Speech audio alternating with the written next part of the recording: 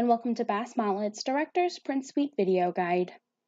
My name is Kai, and today I will be showing you how to print Lifetime Expressions small register books. To start off, we'll select our product on the left-hand side.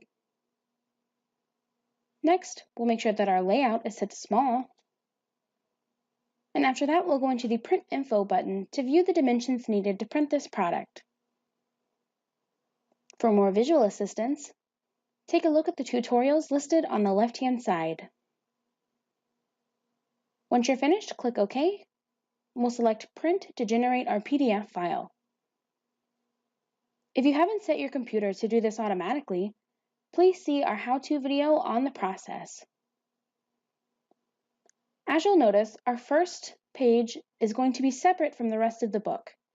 This is to ensure that nothing prints on the back side of the first page, as this is our title page. Once the rest of our PDF is generated, we'll want to go through the entire document to make sure that everything has generated correctly. Once you're satisfied with the results, go to File, Print, and we'll be ready to change our printer settings.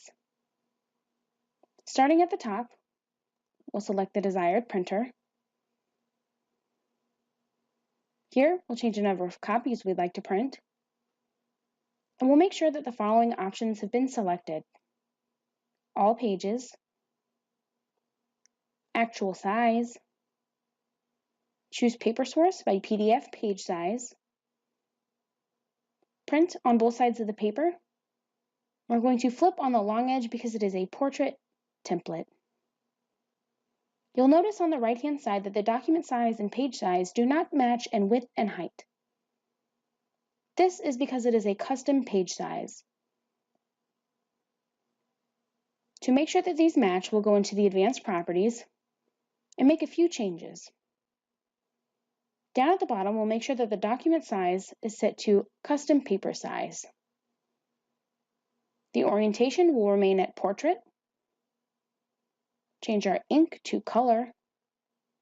And on the right-hand side, we have the option to choose our input tray. Today, I'm going to be using the bypass tray.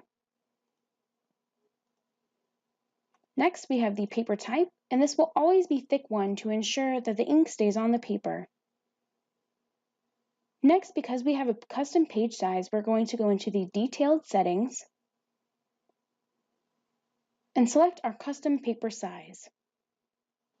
Here, we're going to change the width to 6.5 and the length to 9.5 to match the document size. Click OK. And at this point, you can register your current settings by naming your one-click preset here and selecting OK. By doing this, you'll create a one-click preset icon that will appear here.